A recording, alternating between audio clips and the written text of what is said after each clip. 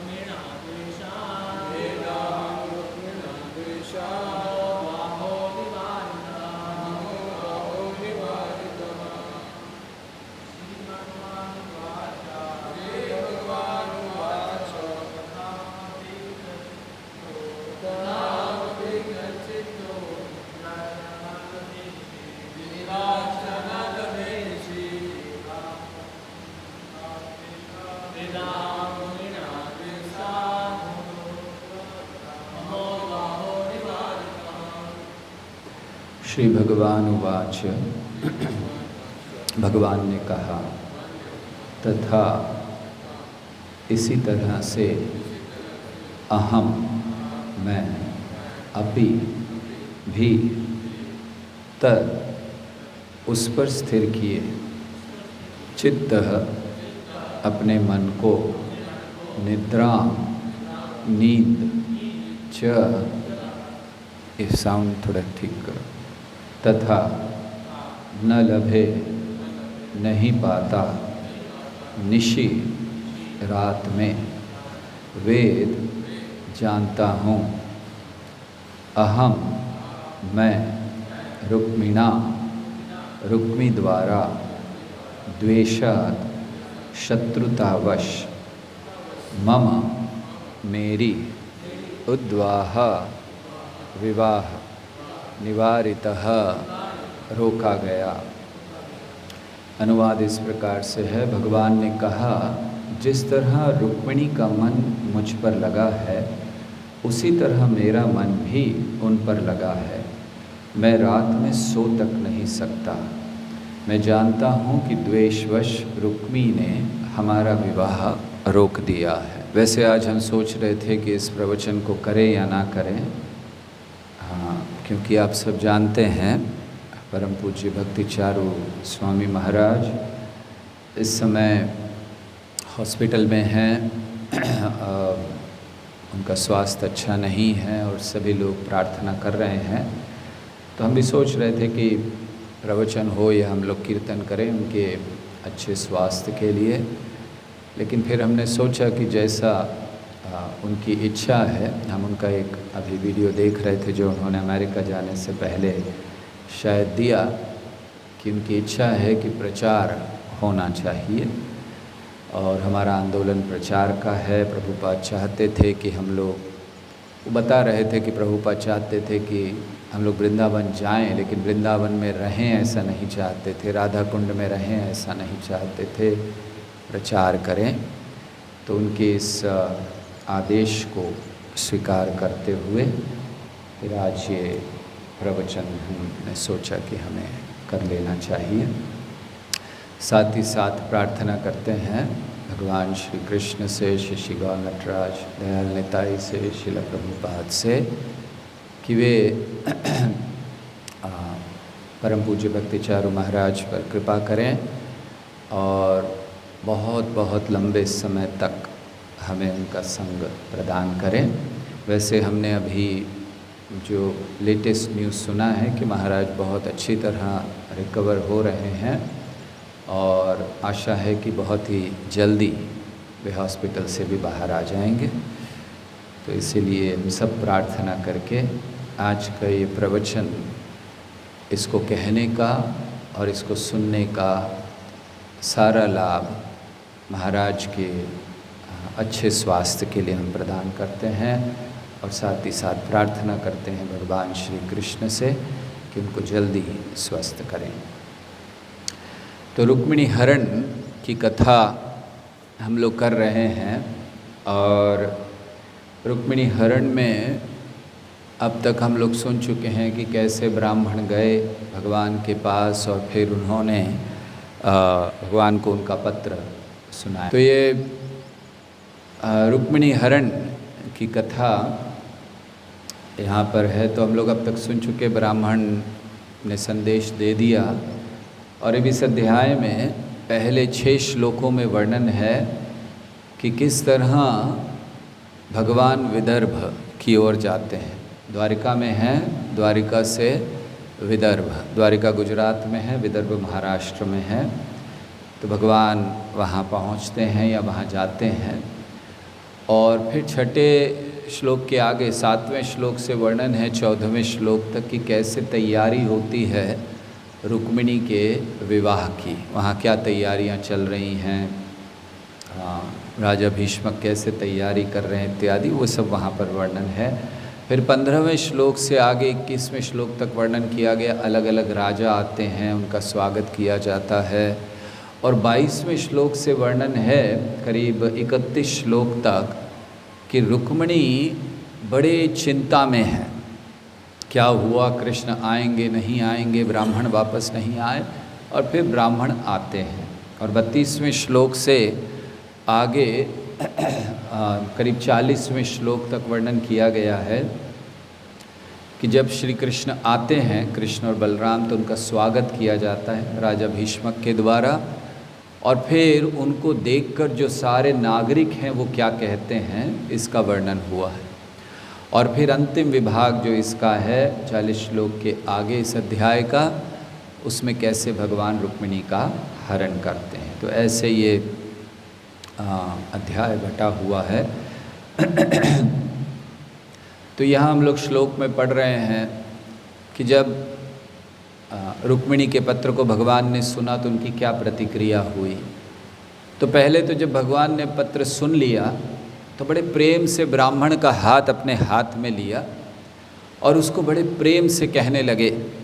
भगवान ने कहा कि जितना मन रुक्मिणी का मुझ में लगा है उतना ही मेरी भी आतुरता है रुक्मिणी को पाने की। और जैसे हम लोग पढ़ रहे थे कि भगवान कहते हैं मुझे रात को नींद नहीं आती है। मतलब कितनी चिंता है। और ऐसे नहीं भगवान ने थोड़ा ब्राह्मण को प्रसन्न करने के लिए बोल दिया, ये शास्त्र की वाणी है। भगवान अपना हृदय प्रकट कर रहे हैं कि मुझे रात को नींद नहीं आती है, ये सोच सोच के कहीं रुक्मिणी का विवाह तो नहीं हो जाएगा किसी से। उसने इतना मुझे समर्पण किया है तो मेरा कर्तव्य है। इसलिए वो कहते हैं मुझे भी रात को नींद नहीं आती है। और फिर इस श्लोक के आगे वाले श्लोक में भगवान महत्वपूर्ण बात बताते हैं। वो बताते हैं कि कैसे रुक्मिणी के क्या गुण हैं जिसके द्वारा भगवान उनका हरण करने के लिए तैयार है, उनको लेकर आने के लिए तैयार है। देखिए ये जो 2 श्लोक हैं, भगवान को नींद नहीं आना, भगवान को मन समर्पित किया है, भगवान भी जैसे अभी हम लोगों ने श्लोक में पढ़ा कि जिस तरह रुक्मिणी का मन मुझ में लगा है, मेरा भी मन मुझ में लगा है। और ये जो दूसरा इसके बाद का श्लोक है जहाँ भगवान योग्यता दे रहे हैं, 2 योग्यताओं को देते हैं कि किस तरह रुक्मिणी को मैं लेकर आऊँगा। तो क्या 2 योग्यताएं दी उन्होंने? भगवान कहते हैं वो एकमात्र मुझे समर्पित कर चुकी है, अर्थात मेरे प्रति पूर्ण समर्पित है वो, एकमात्र मेरे प्रति। और दूसरा गुण देते हैं कि उसकी जो सुंदरता है वो त्रुटिहीन है, निष्कलंक है। और इसीलिए भगवान कहते हैं कि मैं उन अयोग्य राजाओं को युद्ध में हराकर रुक्मिणी को लेकर आऊँगा। तो यहाँ इन 2 श्लोकों के अगर सार को समझने का प्रयास करें तो भगवान क्या कह रहे हैं? पहली चीज़ भगवान कह रहे हैं, ये यथा माम प्रपद्यन्ते तांस तथैव भजाम्यहम्, कि जितना मन, वो कह रहे हैं कि जैसे रुक्मिणी का मन मुझ में लगा है वैसे ही मेरा भी उसमें लगा है। अर्थात पहला गुण, अगर हम चाहते हैं कि भगवान हमें भी यहाँ से आकर ये इतने सारे जो आसुरी या अयोग्य राजाओं के कारण हम लोग यहाँ रह रहे हैं, राजाओं का अर्थ है जो हम पर शासन कर रहे हैं। राजाओं का अर्थ राजनीतिक नेता से नहीं है, राजाओं का अर्थ है वो अयोग्य राजा जो हम पर अर्थात आत्मा पर शासन कर रहे हैं, उनके बीच से भगवान ले जाएं। तो कैसे ले जाएंगे, ये पूरा इन 2 श्लोकों में दिया है। बहुत महत्वपूर्ण श्लोक है। तो पहली चीज़ ये, यथा माम प्रपद्यन्ते, अपना मन लगाना चाहिए जैसे रुक्मिणी ने लगाया। और तब भगवान कह रहे हैं क्योंकि रुक्मिणी का मन मुझ में लगा है, मेरा भी मन उसमें लगा हुआ है। और कितना लगा है? रात को नींद नहीं आ रही है। अर्थात भगवान आतुरता दर्शा रहे हैं कि जितना ये वर्णन रुक्मिणी के लिए वर्णन नहीं है कि रुक्मिणी की रातों की नींद नहीं थी, हो सकता है कि उनको भी ना आती हो, लेकिन वर्णन नहीं किया सुखदेव गोस्वामी ने कि रुक्मिणी को रातों को नींद नहीं आ रही थी, वो परेशान थी। इतना ठीक है, उनको चिंता थी, वो करना चाहती थी, लेकिन कृष्ण के लिए वर्णन किया कि उनको रात को नींद नहीं आ रही है। अर्थात जितनी आतुरता जीव को भगवान के पास जाने की होती है, उससे कहीं ज़्यादा, कई गुना ज़्यादा आतुरता भगवान को, जीव को अपने पास लाने के लिए होती है। और इसीलिए भगवान को नींद नहीं आ रही है। तो कोई कह सकता है अरे भगवान को क्या चिंता, भगवान तो आत्माराम है, ऐसा कैसे हो सकता है उनको नींद नहीं आ रही है? हम लोगों को नींद आती है, बात अलग है, वो तो कभी भी आ जाती है। भगवान को नींद नहीं आ रही है, क्या बात है? मतलब उनको भागवतम में बिठा देना चाहिए। अगर भगवान भागवतम सुनेंगे उनको भी नींद आ जाएगी। तो क्यों ऐसा है? क्योंकि भगवान को बहुत आतुरता है। भगवान का प्रेम हर जीव से उतना ही है, इतना अधिक है हर जीव से, जितना जीव उन्हें प्रेम कर नहीं सकता। कभी कभी लोग कहते हैं कि भगवान से मेरा बहुत प्रेम है, या किसी फला फला भक्त का भगवान से बहुत प्रेम है। ये सही है, हो सकता है। जय श्री श्री गौर नटराज दयाल निताय की जय। हो सकता है और होता भी है, लेकिन कभी हमने सोचा कि भगवान का कितना प्रेम है जीव से? ये यहाँ पर पता चल रहा है कि जीव उतना प्रेम कर ही नहीं सकता जितना प्रेम भगवान कर रहे हैं। जीव उतने प्रेम के विषय में सोच नहीं सकता जितना प्रेम भगवान करते हैं। हमारी क्षमता सीमित है और भगवान असीमित है। हमारा प्रेम सीमित है, भगवान का प्रेम असीमित है। तो इसीलिए पहला चीज़ कि हमें हमारा मन भगवान में लगाना है। और फिर भगवान कब आएंगे हमें लेने के लिए? 2 चीज़ें भगवान ने कहीं, केवल मुझे ही समर्पित है। सर्वधर्मान परित्यज्य माम एकम शरणम व्रजा अहम त्वाम सर्व पापेभ्यो मोक्षयिष्यामि मा शुचः। भगवान कहते केवल मुझे समर्पित है रुक्मिणी। तो अनन्य भाव से कृष्ण के भक्त बनना, और कोई नहीं, मन में कोई विरोध नहीं, कोई और आकांक्षा नहीं, किसी और को पाने की, किसी और की पूजा करने की आकांक्षा नहीं, कृष्ण कृष्ण कृष्ण और केवल कृष्ण, अनन्य भाव से। तो पहला गुण रुक्मिणी का उन्होंने बताया, क्यों मैं उसे हरण करूंगा? तो क्यों हरण करेंगे भगवान? हमारा अनन्य भाव की भक्ति होनी चाहिए। और दूसरा गुण वो कहते हैं उसकी सुंदरता निष्कलंक है, त्रुटिहीन है। अर्थात अगर हम भगवान को प्राप्त करना चाहते हैं, हमने समर्पण कर दिया या करने की प्रयास कर रहे हैं, अभ्यास कर रहे हैं, तो हमारा भी सुंदरता त्रुटिपूर्ण नहीं होनी चाहिए, त्रुटिहीन होनी चाहिए। तो सुंदरता का अर्थ क्या है? सुंदरता उसे कहते हैं, सच्ची सुंदरता जो कृष्ण को आकर्षित करे। तो यहाँ जो सुंदरता की बात रुक्मिणी की कर रहे हैं, वो उस सुंदरता की नहीं जिसे अन्य राजा देख रहे हैं। भगवान उस सुंदरता की बात कर रहे हैं जिससे वो आकृष्ट हो रहे हैं। सच्ची सुंदरता तो जीव की वो है कि वो कृष्ण को आकृष्ट करे। कोई कह सकता है ऐसे क्यों, इस जगत के लोग क्यों नहीं आकृष्ट हों? तो पूछना चाहिए कि कृष्ण सर्व आकर्षक हैं, और वो सर्व आकर्षक व्यक्ति अगर किसी के प्रति आकृष्ट हो रहा है, वो सच्ची सुंदरता है। इस जगत के लोग तो हर चीज़ के प्रति आकृष्ट हो जाते हैं। हमें तो कुछ दिखाई दे जाए हम आकृष्ट हो जाते हैं, और हमारा तो आकर्षण चेंज होता रहता है। लेकिन भगवान आकृष्ट हों, इसका अर्थ क्या है? हमें त्रुटिहीन होना चाहिए, निष्कलंक होना चाहिए। किन चीज़ों में? सबसे पहली चीज़ जीव को त्रुटिहीन होना चाहिए तपस्या में। उसकी तपस्या त्रुटिहीन हो, ये सुंदर बनाती हैं उसे। शरीर सुंदर नहीं बनाता। सुंदरता किससे आती है? पहली चीज़ हमारी तपस्या त्रुटिहीन हो। त्रुटिहीन मतलब निष्कलंक, उसमें कोई कमी ना छोड़े हम। तपस्या की पूर्णता प्राप्त हो या ना हो वो अलग बात है, लेकिन हमारे प्रयास में 100% होना चाहिए, उसमें कोई कमी ना हो। उसे कहते हैं त्रुटिहीन होना। तो तपस्या कब त्रुटिहीन होती है? जब आचार्यों के आदेश पर अपना 100% देते हुए कृष्ण की प्राप्ति के लिए की गई तपस्या त्रुटिहीन कहलाती है। अन्य सारी तपस्याएं, फिर वो हिरण्यकश्यपु की तपस्या हो, रावण की तपस्या हो, किसी इस जगत के व्यक्ति की तपस्या हो, कोई राजनीतिज्ञ की तपस्या हो, वो सब व्यर्थ है। श्रम एव ही केवलम। तो तपस्या का अर्थ क्या है?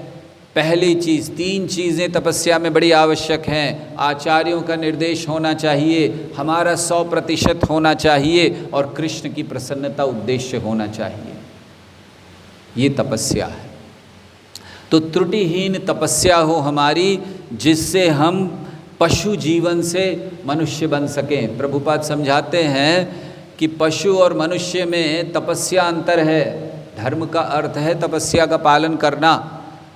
तो प्रभुपाद समझाते हैं कि अगर तपस्या नहीं कर सकते तो पशु हैं। और हम लोग देखते हैं पशु कोई तपस्या नहीं कर सकते, उनको ज़बरदस्ती कभी कभी कराई जाती है, लेकिन स्वेच्छा से नहीं करते। लेकिन मनुष्य जीवन में किया जा सकता है। तो इसीलिए मनुष्य बनने के लिए हमें तपस्या को करना है। तो त्रुटिहीन तपस्या कीजिए, जिससे पशु जीवन से हम मनुष्य जीवन की ओर आ सकें। और मनुष्य जीवन में आकर दूसरा क्या होना चाहिए? हमारा त्रुटिहीन चीज़ जो हमें कृष्ण के प्रति, कृष्ण जिससे आकृष्ट हों, चरित्र। तो एक तपस्या करें जिससे मनुष्य जीवन से हम पशु जीवन से हम मनुष्य जीवन में आ सकें, और मनुष्य जीवन में आकर त्रुटिहीन चरित्र हो। तपस्या त्रुटिहीन हो और हमारा चरित्र निष्कलंक हो। तो चरित्र जब निष्कलंक होगा, त्रुटिहीन होगा, तो वो हमें तैयार करेगा साधना भक्ति के लिए। क्योंकि चरित्र क्या कहा जाता है, किसे त्रुटिहीन चरित्र कहा गया है? ऐसे तो बहुत लोग हैं जो भक्त नहीं है लेकिन उनके चरित्र बहुत अच्छे हैं, लेकिन त्रुटिहीन चरित्र क्या है? जिसमें कोई त्रुटि ना हो। अगर कोई बहुत अच्छा आचरण करता है, बहुत अच्छे से रहता है, कोई नियम नहीं तोड़ता है, फिर भी उसमें त्रुटि है, अगर वो कृष्ण की भक्ति की ओर नहीं जा रहा। तो त्रुटिहीन चरित्र वो है, ऐसा चरित्र जो कृष्ण भक्ति में सहायता करे, ऐसे चरित्र जो कृष्ण और कृष्ण के भक्तों को आकृष्ट करे, ऐसा चरित्र जो अन्यों को कृष्ण की ओर आकृष्ट करे, वो त्रुटिहीन चरित्र है।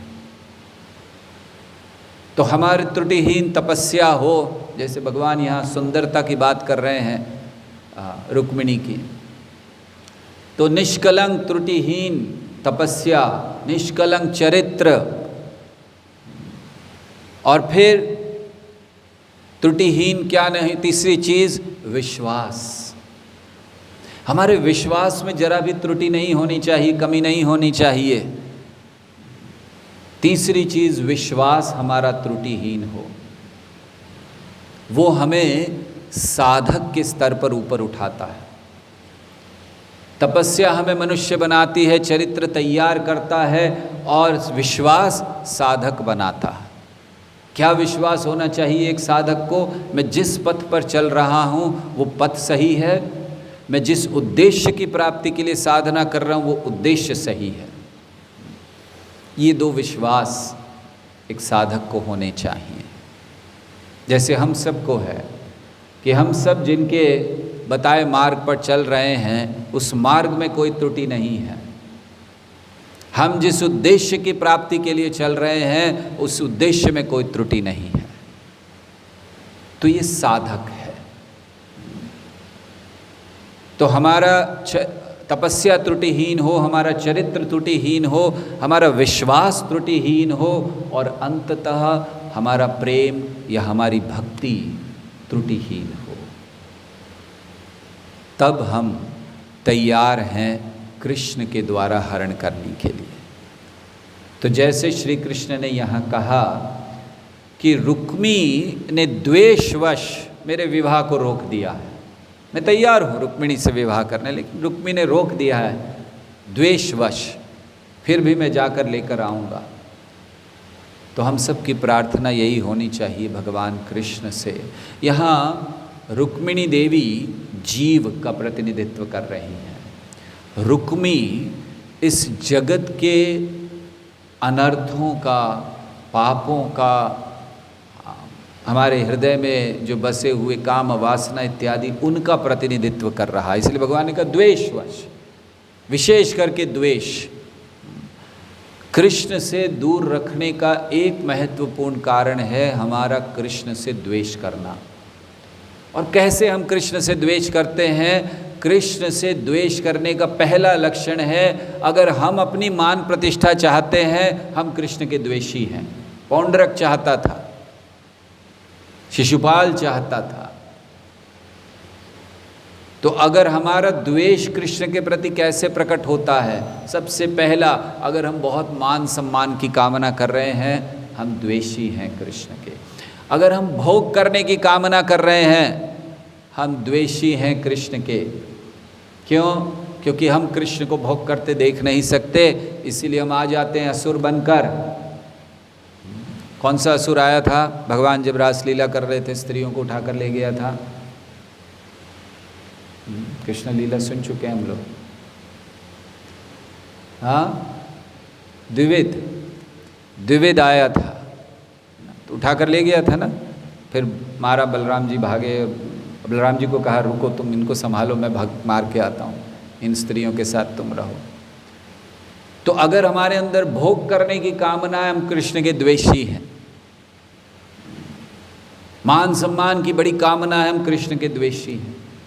तो कोई जगत में कह नहीं सकता कि मैं कृष्ण का द्वेषी नहीं हूँ, भगवान के शुद्ध भक्तों को छोड़कर। और हम सब भी द्वेषी हैं।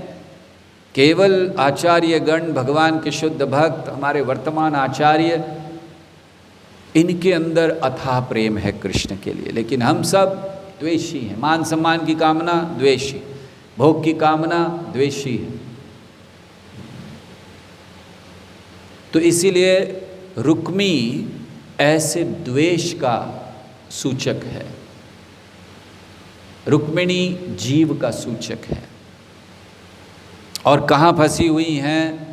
वो जो राजा भीष्मक का राज्य है उसमें वो फंसी हुई हैं, क्योंकि बहुत से राजा जरासंध, शिशुपाल, अब सब वहाँ पर इंतज़ार करेंगे, जाने नहीं दें।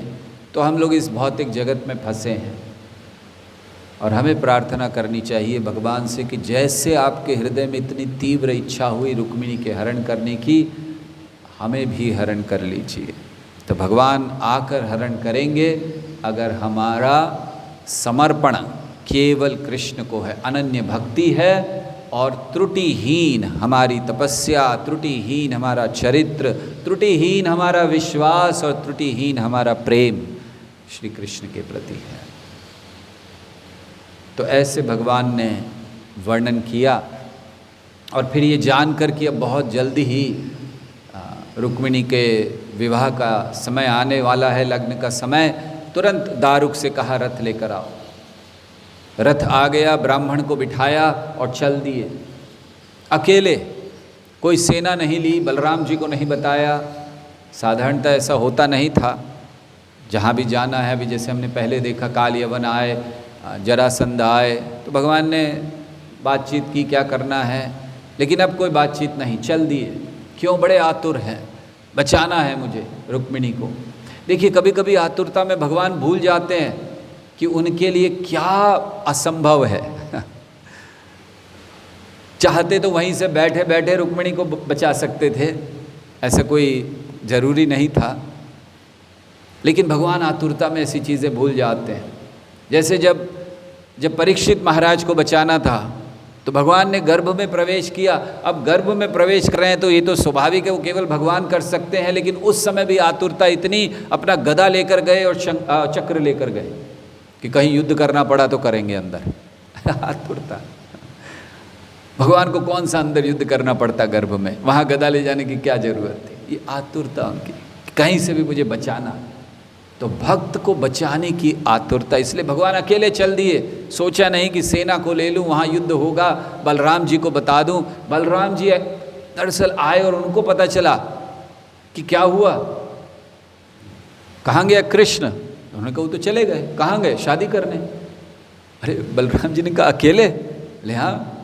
तो बलराम जी को फिर पता चला कि वहाँ बैंड बाजा बजाने की ज़रूरत होगी, मतलब लोगों का बैंड बजाने की ज़रूरत होगी, शादी में बैंड बाजा बजता है। तो बलराम जी ने कहा ठीक है, बैंड बाजा, बारात लेकर वो चले। कृष्ण अकेले गए, बारात बलराम जी लेकर आए, मतलब सेना बलराम जी लेकर चले। तो अब कृष्ण ऐसे वहाँ से चल दिए। अब ये यहाँ पर सब हो रहा है, लेकिन रुक्मिणी को कोई संदेश नहीं। रुक्मिणी तो इंतज़ार कर रही हैं, उनको कोई संदेश ही नहीं है। उस समय मोबाइल नहीं था, फेसबुक पर अपलोड नहीं कर सके कृष्ण, या ब्राह्मण का अपना फेसबुक पेज नहीं होगा उस समय कि वो तुरंत या सेल्फी क्लिक कर देता कृष्ण के साथ, ये देखो आ रहे हैं, बस रुक्मिणी प्रसन्न हो जाती फेसबुक पर देखकर। कुछ नहीं था। तो रुक्मिणी इंतज़ार कर रही हैं वहाँ पर। तैयारियाँ शुरू हो गई, तो शादी की तैयारी। और भीष्म की इच्छा बिल्कुल नहीं थी करने की, लेकिन मजबूरी थी, रुक्मी सुन नहीं रहा था, बड़ा पुत्र है। तो अब ज़बरदस्ती वो तैयारियां कर रहे हैं, करना तो है, लड़की की शादी है, राजकुमारी की। तो तैयारियां हुई, सड़कों को साफ़ किया गया, सुगंधित जल छिड़का गया, पताकाएं लगाई गई, बड़े बड़े वो आर्च बनाए गए और बहुत कुछ तैयारी की। ब्राह्मणों को उन्होंने दान दिया, मंत्रों का उच्चारण किया। तो ये सब वो कर रहे हैं। तो जब तैयारियां देखी, अब रुक्मिणी ने, रात तो निकल गई थी, अब रुक्मिणी ने देखा कि ब्राह्मण नहीं आए, कृष्ण का कोई संदेश नहीं। तो रुक्मिणी थोड़ी चिंता में आ गई और उन्होंने, ये सुबह सुबह का समय था, और रुक्मिणी सोचने लगी कि क्या हुआ, कृष्ण क्यों नहीं आए। ऐसा तो नहीं है कि मेरा संदेश सुनकर उन्होंने मुझे रिजेक्ट कर दिया, मेरा प्रपोजल रिजेक्टेड। तो ऐसा तो नहीं है कि कृष्ण अब आएंगे ही नहीं। फिर वो सोचने लगे कि हाँ हो सकता है मेरे में कमी है, लेकिन फिर भी कृष्ण मुझे ऐसे अस्वीकार तो नहीं करेंगे। फिर वो सोचने लगी हो सकता है ब्रह्मा जी ने रोक दिया हो, कृष्ण आने के लिए तैयार हो, ब्रह्मा जी ने रोक दिया हो, शायद मैंने कहीं कोई गलती कर दी होगी कभी ब्रह्मा जी के प्रति। अरे ब्रह्मा जी के प्रति तो मैंने कोई गलती नहीं की, शिव जी हो सकता है रोक दिया हो, शिव जी ने रोक दिया होगा, और नहीं तो उनकी पत्नी, उन्होंने तो निश्चित रोक दिया होगा, शिव जी की पत्नी ने। हो सकता है मैंने उनकी पूजा नहीं की ठीक से, कहीं पर गलती कर दी होगी, तो इन लोगों ने रोक दिया। और वैसे भी सती के रूप में शिव जी की पत्नी, इन्होंने अपने देह को त्याग दिया था, तो शायद मुझे भी ये वो वही कहना चाहती हैं कि तुम भी देह त्यागो, मुझे नहीं मिले तुम्हें भी नहीं मिलेंगे। तो ऐसे सोचने लगी रुक्मिणी की क्या क्या हुआ होगा, और ऐसे करते करते उन्होंने आंखें बंद कर ली और ध्यान करने लगी कृष्ण का, कि क्या कृष्ण मुझे ऐसे छोड़ देंगे, क्या कृष्ण मुझे लेके नहीं जाएंगे, क्या मुझे मरना होगा। अभी आंखें उन्होंने बंद कर ली और इतने में ही उन्हें सुनाई दिया ब्राह्मण का शब्द। सुनंद नाम था उस ब्राह्मण का। तो वो ब्राह्मण आया कि मैं सुनंद ब्राह्मण आपका दर्शन करना चाहता हूँ।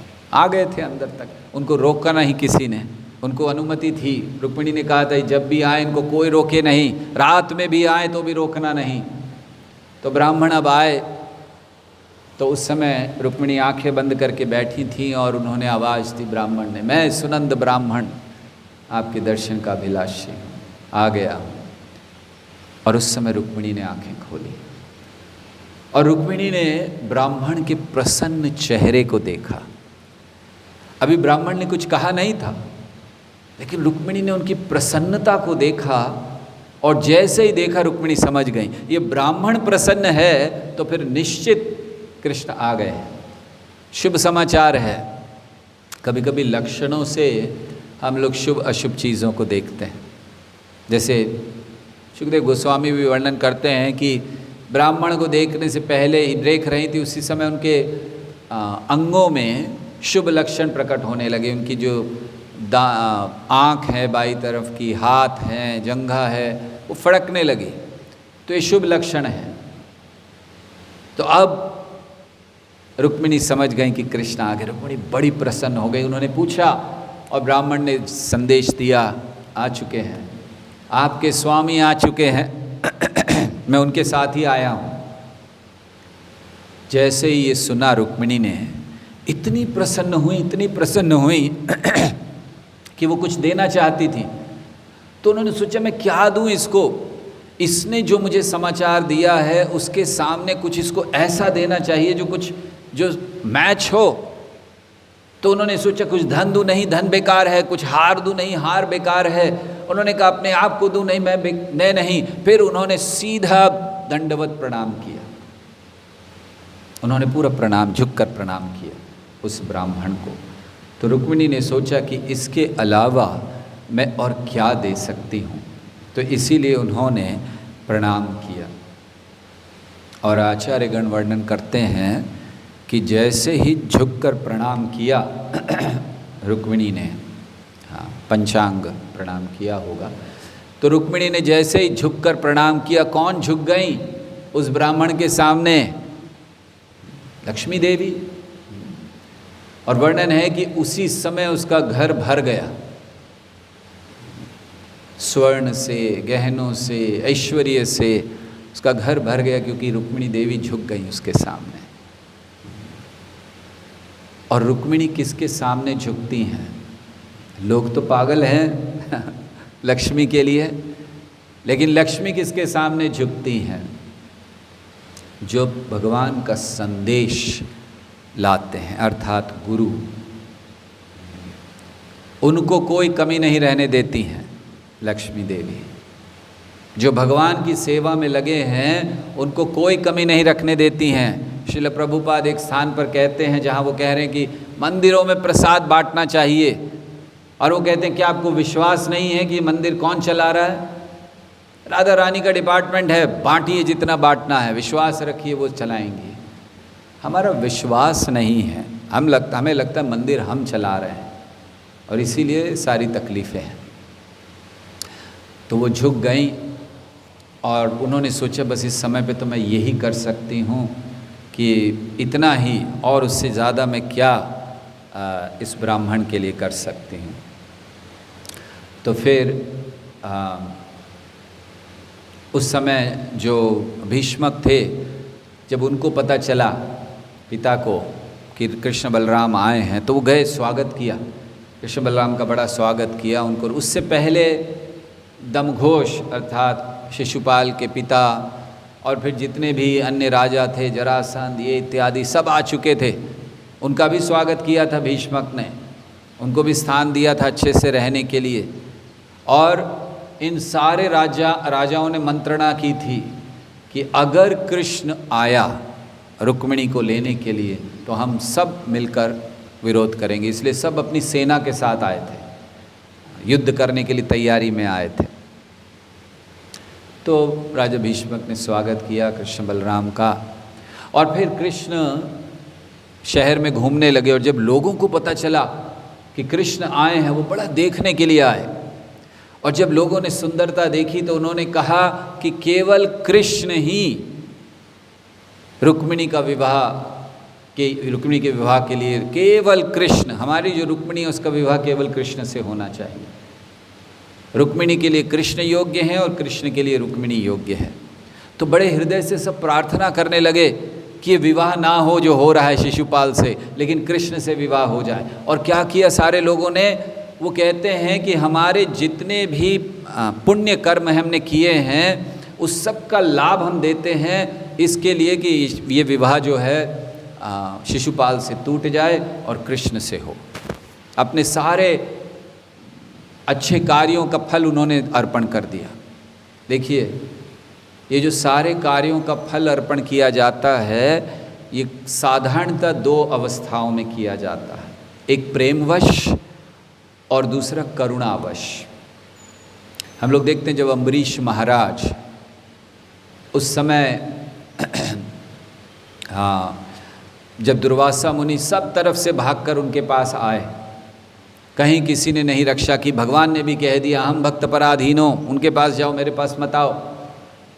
तो जब आकर चरण पकड़ लिए दुर्वासा मुनि ने अम्बरीश महाराज के, और सामने से सुदर्शन था, अम्बरीश महाराज ने प्रार्थनाएं अर्पण की सुदर्शन को, और उन प्रार्थनाओं के अंत में क्या कहा, अम्बरीश महाराज उनसे कहते हैं कि अगर हमने कहीं बहुत अच्छे कार्य किए हैं, कोई तपस्या की है, कोई दान धर्म किया है, किसी के लिए अच्छा कार्य किया है, कोई पूजा इत्यादि की है, कोई पुण्य कार्य किया है, उस सब का फल ले लीजिए और इसको छोड़ दीजिए।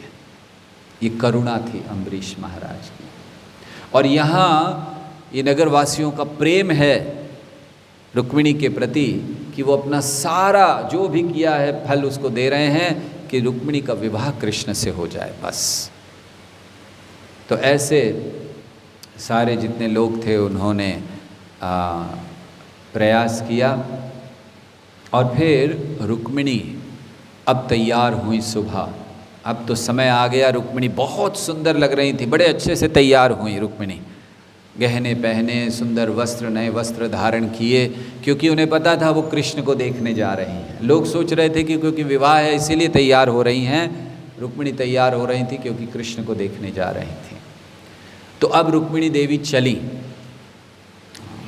सुखदेव गोस्वामी वर्णन करते हैं पैदल चली, और विश्वनाथ चक्रवर्ती ठाकुर समझाते हैं कि दरअसल वो पालकी में आई थी और अंत के कुछ समय पैदल चली, बस मंदिर में पहुंचकर 10-15 फीट वो पैदल चली, बाकी वो पालकी में आई थी। तो पालकी में आई, सैनिक हैं साथ में, रक्षा कर रहे हैं कि कहीं कुछ हो ना जाए, महिलाएं चल रही हैं, स्त्रियां चल रही हैं, वरिष्ठ स्त्रियां हैं, सखियां हैं, बहुत सारे लोग, और सारा पूजा की सामग्री साथ में चली, और उन्होंने गिरिजा जी के मंदिर में प्रवेश किया। वहाँ जो वरिष्ठ महिलाएं थीं उन्होंने बताया कैसे पूजा करनी है इत्यादि, पूजा हो गई, और फिर रुक्मिणी ने प्रार्थना की गिरिजा जी से, कृष्ण को मेरा पति बनाइए। हम लोग देखते हैं कि ऐसे ऐसे स्थानों पर कृष्ण के जहाँ लीला है उसमें देवी देवताओं का वर्णन क्यों आता है, कृष्ण की प्राप्ति के लिए। कात्यायनी की पूजा क्योंकि गोपियों ने कृष्ण की प्राप्ति के लिए। तो यहाँ भी प्राप्ति के लिए पूजा की कि बस कृष्ण को मेरा पति बना दीजिए। और फिर जब पूजा हो गई, अब रुक्मिणी बाहर निकली और अब केवल अपनी एक सखी को लेकर निकली हैं। अब उन्होंने ध्यान नहीं दिया कि वो पालकी है, वो सैनिक हैं और वो सारी महिलाएं हैं, स्त्रियां, सबको छोड़कर एक सखी को लिए और निकल गई बाहर अकेले। और उस समय वो चल रही हैं। दरअसल कुलीन स्त्रियों के लिए सबके समक्ष आना मना होता है, वो नहीं आ सकती हैं ऐसे। और अभी तक आई नहीं थी रुक्मिणी, किसी ने देखा नहीं था, जानते थे सुंदरता पता थी लेकिन देखा नहीं था। और अब वो ऐसे ही चल रही हैं। और कैसे चल रही हैं? ऐसा नहीं कि पूरा घूंघट किया हुआ है, उन्होंने हटा दिया ताकि कृष्ण को देख सकें। उन्हें चिंता थी कि अगर घूंघट करेंगे कृष्ण ने देखा नहीं, मैंने देखा नहीं कृष्ण कहाँ है, कृष्ण मुझे नहीं देखेंगे तो कैसे हरण करेंगे। तो उन्होंने वो देख रही हैं। सुखदेव गोस्वामी वर्णन करते हैं कि चलते चलते उनके जो बाल हैं वो उनके आँखों के सामने आ रहे हैं। तो उन्होंने अपनी 2 उंगलियों के नाखूनों से ऐसे बाल पीछे किए, और इसलिए कि कृष्ण को स्पष्ट देख सके। तो ऐसा क्यों हुआ कि वो ऐसे आ गईं? शास्त्र का नियम क्यों तोड़ दिया? दरअसल स्त्रियों को कुछ समय पर सार्वजनिक रूप से सामने आने की अनुमति है शास्त्र में। इसका वर्णन आता है रामायण में। जिस समय युद्ध हो गया, रावण का वध हो गया, और रावण के वध के बाद सीता को बुलाया गया।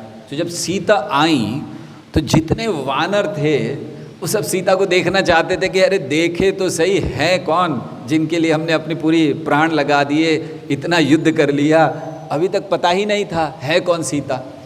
तो अब जब आई हैं तो रुक नहीं पाए वो लोग कि आए जैसे आराम से खड़े थे लाइन में, कोई बात नहीं, झुक के खड़े थे, आइए जाइए, सब आतुर भाग रहे हैं देखने के लिए। और विभीषण और उनके लोग हटा रहे हैं, हटो हटो हटो, विभीषण हर बंदर को हटा रहे, हटो हटो सामने से हटो। ऐसा होता है ना कभी कभी, कोई बड़े व्यक्ति आ रहे हैं, सब देखना चाहते हैं तो फिर कुछ लोग हटाते हैं उनको, हटो हटो हटो। प्रभुपाद जाया करते थे तो उनको भी बाकी लोगों को हटाया जाता था, कोई पाँव नहीं छुएगा, हटो दूर, हटो दूर, दूर रहो। तो सीता देवी आ रही और सारे वानर कूद रहे, देखना चाह रहे हैं कौन है, एक के ऊपर एक चढ़ रहे हैं, कोई पेड़ पर चढ़ रहा है, कुछ हो रहा है, बस देखना चाहते हैं कौन सीता। और सीता उस समय पालकी में है, उनको कोई देख नहीं रहे। तो वानरों का था कि कहीं से दिख जाए है कौन ये।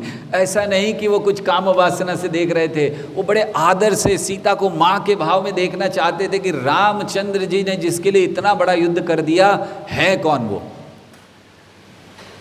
तो जब रामचंद्र जी ने देखा कि विभीषण ऐसे वानरों को अलग कर, हटो हटो हटो हटो, तो रामचंद्र जी ने रोका विभीषण को, क्या कर रहे हो? अरे ये सारे लोग, इन्होंने मेरे लिए अपने प्राण तक देने के लिए वो तैयार थे, और दिए भी कितने, बाद में भगवान ने पुनर्जीवित किया, लेकिन प्राण देने के लिए तैयार हैं ये, और तुम ऐसा उनके साथ आचरण कर रहे हो, रुक जाओ। तो विभीषण रुक गए। तो भगवान ने कहा सीता को कहो नीचे उतरे और सबके सामने आए, सबको देखने दो। तो सारे लोग हैरानी से देख रहे रामचंद्र जी की, ये क्या कह रहे हैं स्त्रियां बाहर नहीं आती हैं ऐसे। तो कैसे रामचंद्र जी ने कह दिया कि आओ सीता को बोलो सबके सामने आए, हाँ देखने दो सबको। तो उस समय रामचंद्र जी कहते हैं, ये वाल्मीकि रामायण में वर्णन है कि रामचंद्र जी ने कहा कि कुछ समयों पर स्त्रियों को सबके समक्ष आने की अनुमति है। तो कहते हैं कि अगर कोई विपदा आ जाए तो विपदा के समय वो आ सकती हैं। कोई बहुत बड़ा युद्ध हो तो उस समय स्त्रियां आ सकती हैं, आवश्यक अनिवार्य हो तो। और फिर कोई उत्सव हो तो उस समय भी आ सकती हैं, विवाह का उत्सव हो उस समय भी आ सकती हैं। तो इसी को सुखदेव गोस्वामी वर्णन करते हैं कि रुक्मिणी देवी ने उत्सव का बहाना लेकर वो सबके समक्ष आ गई। तो ये शब्द इस्तेमाल इसलिए किया उन्होंने कि ये बताने के लिए कि रुक्मिणी ने कोई नियम नहीं तोड़ा, ये नियम है इसलिए वो आ गई। तो रुक्मिणी देवी अब चल रही हैं और कृष्ण को देखे जा रही है, इधर उधर से वो कहाँ है कृष्ण, आँखों में इधर कभी इधर, कहाँ कौन से जगह खड़े हैं। और जितने राजा थे वहाँ पर सब उपस्थित थे, क्योंकि वो लोग आए थे, जरासंध, शिशुपाल, ये वो बहुत सारे राजा किस लिए आए थे? कि हम रक्षा करेंगे। तो वो सारे राजाओं ने सुंदरता को देखा। जय श्री श्री गौर नटराज दयाल निताय की जय, शिल प्रभुपाद की जय। उन्होंने सुंदरता को देखा रुक्मिणी की, और क्या असर हुआ? इतनी सुंदर है, इतनी सुंदर है, भगवान की शक्ति हैं। तो ऐसा वर्णन करते सुखदेव गोस्वामी कि वो लोग इतने प्रभावित हो गए कि अपने अपने रथ पर खड़े थे वहीं से नीचे गिर पड़े, मूर्छित हो गए सुंदरता को देखकर। बताइए क्या सुंदरता होगी। हम लोग तो इस जगत की कोई मिस यूनिवर्स, मिस ऐश्वर्या, क्या जो भी नाम है, ऐश्वर्या राय कौन है अभी, जो भी हो गया अब तो पहले कोई नए आए होंगे ना, कौन है मिस यूनिवर्स अभी, किसी को पता है? हाँ, बताना भी नहीं तो ब्रह्मचारी इसमें पूछो कहाँ से पता है, हमें भी नहीं पता। खैर जो भी होगी, हम लोग इस जगत के वो मिस वर्ल्ड, मिस क्या यूनिवर्स, मिस और कुछ होता है? हाँ, मिस वर्ल्ड बोल दिया, और कुछ होता है? मिस एशिया, मिस इंडिया, जो भी होता है, हम लोग तो बेहोश नहीं होते देखकर। ये कोई बेहोश नहीं होता, अभी क्या सुंदरता है ही नहीं, बेहोश कहाँ से होंगे? सुंदरता तो वर्णन जैसे भागवत में कई स्थानों पर वर्णन है। जैसे माता देवहूति, उनका वर्णन है कि जब वो अपने महल की छत पर खेल रही हैं गेंद से, और देवता उनको देखकर अपने अपने प्लेन से नीचे गिर गए। ये सुंदरता है। जिस समय नारद मुनि ने श्रीमती राधा रानी के दर्शन किए, जो अपने आप को बहुत बड़ा ब्रह्मचारी मानते थे, वो मूर्छित होकर गिर पड़े। पद्म पुराण में वर्णन है। और यहाँ वर्णन है कि सारे राजा, इससे कहते हैं सुंदरता। या फिर दूसरे शब्दों में कहना चाहिए कि जो कृष्ण के लिए बनी है, उन दूसरों, भगवान ने सबको बेहोश कर दिया, तुम्हें देखने की ज़रूरत नहीं है, मैं हूँ, बहुत है। और जैसे ही ऐसा हुआ, तो जब सारे बेहोश पड़े हैं, तो कृष्ण ने बड़े आराम से रुक्मिणी को उठाया, अपने रथ पर बिठाया और चल दिए। बलराम जी भी थे, बलराम जी सेना के साथ थे, कृष्ण ऐसे ही चल दिए लेकर रुक्मिणी को। तो वर्णन है कि जैसे एक शेर भेड़ियों के बीच से अपने शिकार को ले जाता है, ऐसे श्री कृष्ण ले गए। और जब कृष्ण चले गए, तब ये लोग को सबको होश आया, जरासंध इत्यादि सब खड़े हुए, अरे क्या हुआ, ले गया, शेरों का हिस्सा भेड़िया ले गया, वो लोग कहते लगे। तो ऐसे वो लोग एकदम हैरान हो गए कि क्या हुआ, उनको कुछ समझ ही नहीं आया, और कृष्ण रुक्मिणी को लेकर चल दिए। तो आगे क्या हुआ, इसका वर्णन हम कल करेंगे। हरे कृष्णा कृष्णा कृष्णा हरे हरे, हरे राम राम राम हरे हरे। किसी का कोई प्रश्न, कोई टीका टिप्पणी है, कुछ पूछना चाहते हैं?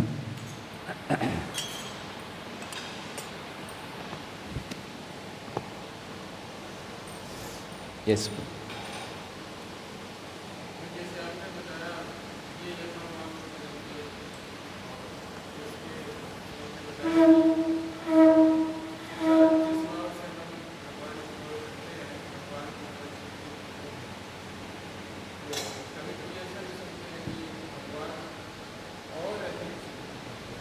हाँ, बहुत ज़्यादा आतुर है। हमने ये भी बताया कि जितना प्रेम हमारे हृदय में है, हम कर ही नहीं सकते जितना भगवान करते हैं, हम लोग उतना प्रेम कर ही नहीं सकते। तो स्वाभाविक है कि हमारी आतुरता है जितनी, वो भगवान की कहीं अधिक है। तो कैसे समझें? ये यथा माम कहा गया, मतलब जितना वो करते हैं उतना ही भगवान करते हैं। फिर हम ये भी सुनते हैं कि भगवान बहुत अधिक करते हैं, तो इसको कैसे समझें? इसको सरल समझ सकते हैं।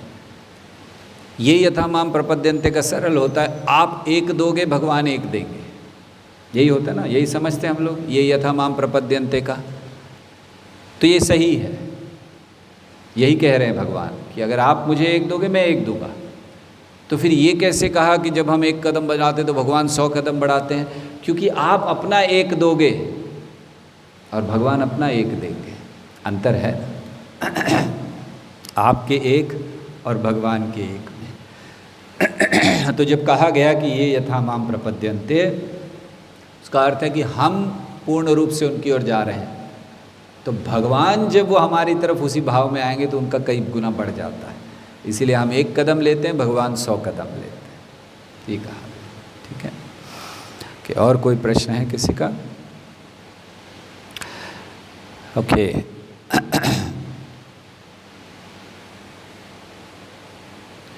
सो यहाँ पर बहुत सारे लोगों का नाम है। आज समय थोड़ा हो गया इसीलिए पहले प्रश्न लेते हैं और फिर समय होगा तो आप सबको धन्यवाद भी करेंगे आने के लिए।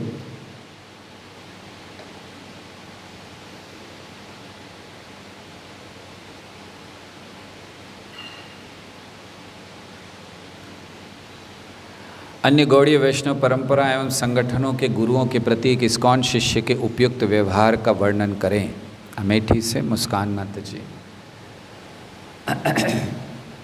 अन्य गौड़ीय वैष्णव परंपरा एवं संगठनों के गुरुओं के प्रति या अन्य किसी भी वैष्णव गुरु के प्रति, ज़रूरी नहीं है वो गौड़ीय वैष्णवी हों, कोई भी वैष्णव अगर गुरु हों तो हमारा भाव क्या होना चाहिए?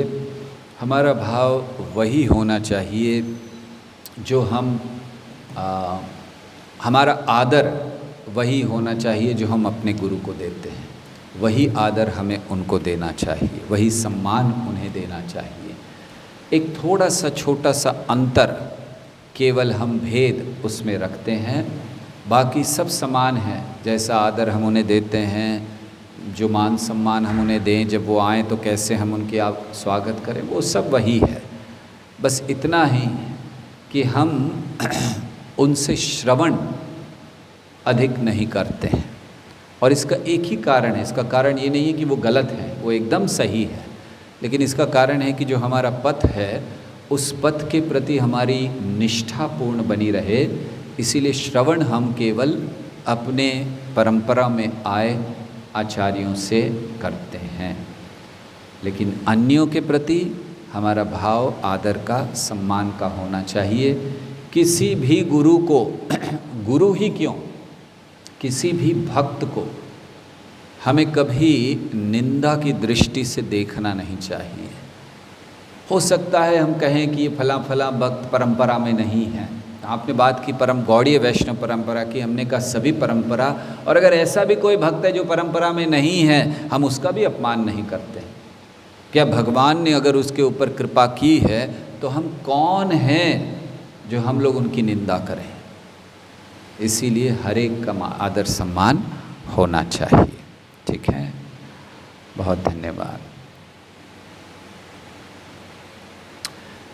प्रश्न है हरिकथा प्रेमी माता जी का कि हम अपने एकादशी व्रत का फल किसी को और अर्पित कर सकते हैं? निश्चित कर सकते हैं, क्यों नहीं कर सकते। हमने इस क्लास के पहले हमने कहा कि इसका जो कहने का, श्रवण करने का जो भी फल है, हम हिज होलीनेस भक्ति चारू स्वामी महाराज के अच्छे स्वास्थ्य के लिए अर्पित कर रहे हैं, तो निश्चित कर सकते हैं। और हमें करना ही चाहिए, स्वार्थी नहीं बने। हम तपस्या करें, हम फल दूसरों को दें ताकि लाभ हो, कोई चिंता करने की ज़रूरत नहीं है। आगे प्रश्न है द्वारिकानाथ प्रभु का सूरत से। शिशुपाल को कैसे मालूम था कि कृष्ण भी रुक्मिणी को लेने आएंगे, जैसा कि शिशुपाल सब सेना लेकर शादी करने आए थे? हुआ ये था कि जब शिशुपाल इत्यादि ने विवाह की बातचीत चली तो वो जानते थे कि भीष्मक और उनके अन्य जितने भी लोग हैं, अन्य संबंधी हैं, वो कृष्ण से विवाह कराना चाहते हैं। केवल रुक्मी की वजह से विवाह इनसे हो रहा है, शिशुपाल से, अन्यथा सब चाहते हैं उनसे हो। तो इसीलिए शिशुपाल ये सोच रहे थे कि संदेश उनको भी पहुंचा होगा, जैसे हमें पता है कि सब चाहते थे। इसको थोड़ा पीछे करो, कैमरा बहुत आगे लगाते हो।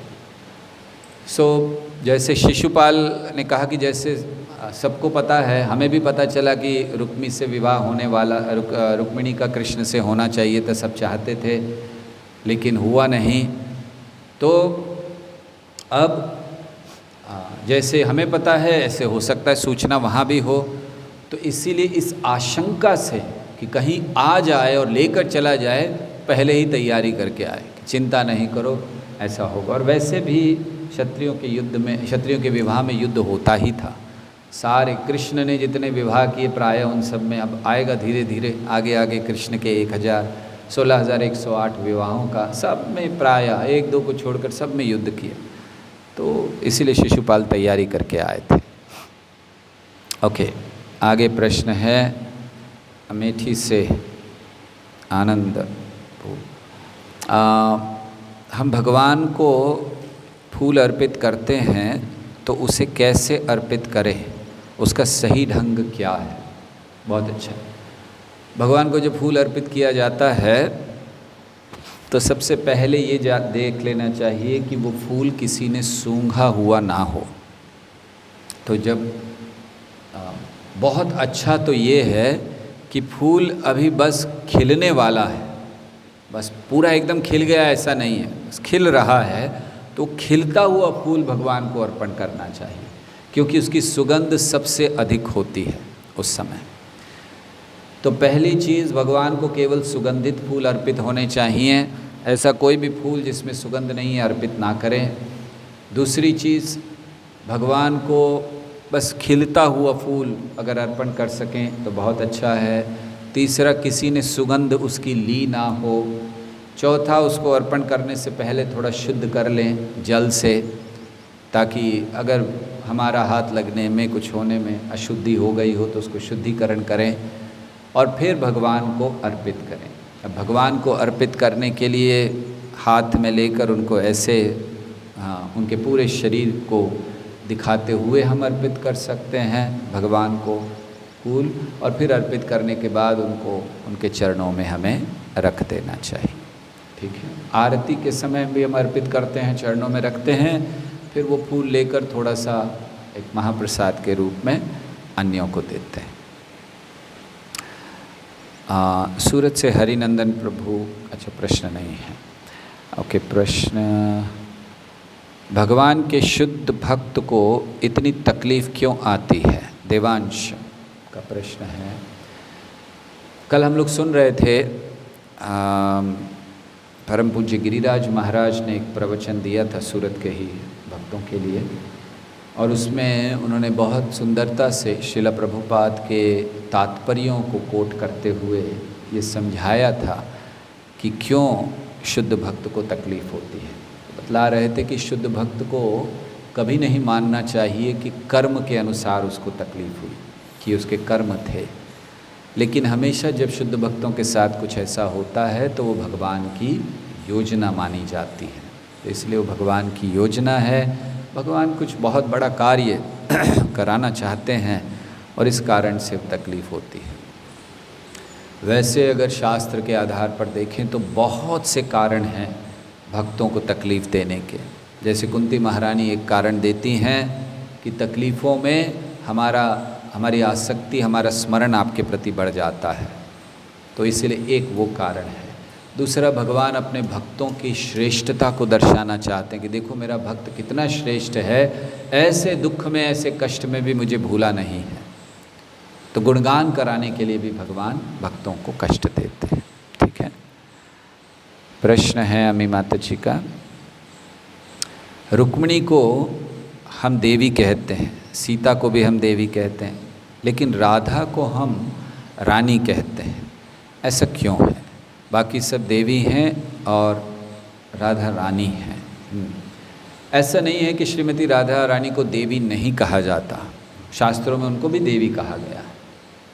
तो ये तो स्वाभाविक है कि देवी कहा जाता है उनको, लेकिन साधारणतः ब्रज में एक मधुर भाव को प्रकट, जैसे देवी एक ऐश्वर्य का संबोधन है, सीता देवी, लक्ष्मी देवी, रुक्मिणी देवी, सत्यभामा देवी, ये एक ऐश्वर्य का संबोधन है।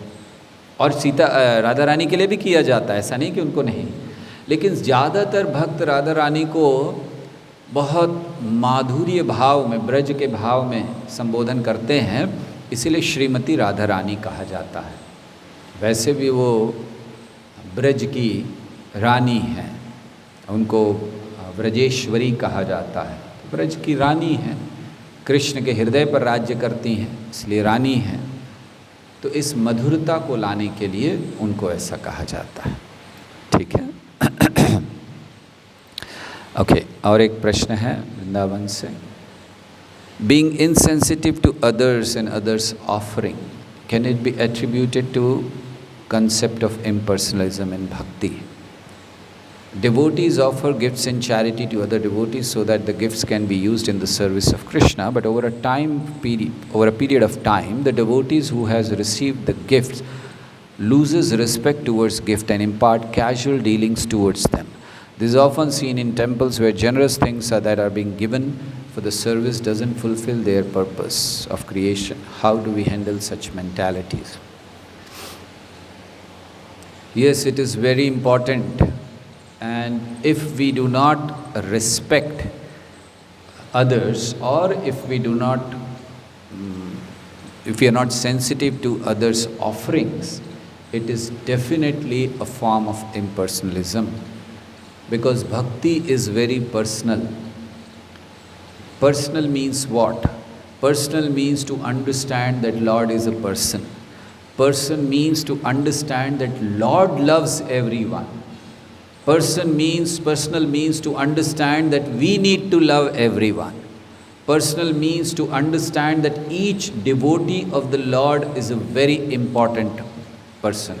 Personal means to understand that everything belongs to Krishna. And personal means to understand that respect, honor, protect everything because it belongs to Krishna. So if we don't do that, definitely it is impersonalism. And as far as your question that devotees sometimes give and it is not protected or it is not maintained properly, especially when you give to the temples, and then we see that people are not, what should be the mentality? One side, it is not very good for the people or the devotees or even the temples that if they receive anything and they don't take care of it. Because the person who's giving is giving with full heart, thinking that it should be utilized for the service of the Lord, and if we just waste it, we do not maintain it, thinking that, anyway, if this gets spoiled, another one will come. It's a very wrong mentality the devotees develop. If someone has developed this, he should immediately give it up. That, okay, no problem, we have a cooler, if it gets spoiled, no problem, we'll get another one. There are many devotees, rich devotees in our congregation, they will donate. No, each and everything should be protected. Srila Prabhupada was very careful even about 25 paisa. He used to keep account. What to talk of 25 paisa? Prabhupada was even careful about the vegetable waste not going out of the temple but being used for the cows of the temple. One time Srila Prabhupada was there in his room and he saw one person, he was taking all the vegetable waste. We have cut the vegetable, all that waste. And Prabhupada said, stop him, he's a thief. And devotee said, what? He's just taking the waste. Prabhupada said, no, it's meant for our cows. Why should he take it? So, Prabhupada was even concerned of such small things. And we don't bother. The reason is that because of Prabhupada's mercy, we have entered into this movement at a time when a lot of opulence has come to the movement. Ask those who entered this movement when there was nothing, how they have struggled hard for each small thing, just to get a house, just to get a car, just to get some facility for traveling, just to get a mic, just to get a harmonium. But here we get everything, so we become casual. So we have to be very, very careful. And I have been speaking on this even few days back to our brahmacharis. And not only that, I am getting message from devotees that this thing is not maintained in the temple, that is not maintained. So we will try our best. So temple should try their best to keep the things properly. And if someone who has given, if he sees that things are not being kept, what he can do? Number one, he can request the temple authorities that please, there is such a such thing, it's very costly, why don't you maintain it? It is his right, he can do it. So he can request the authorities to maintain, or he can himself provide some things to maintain it.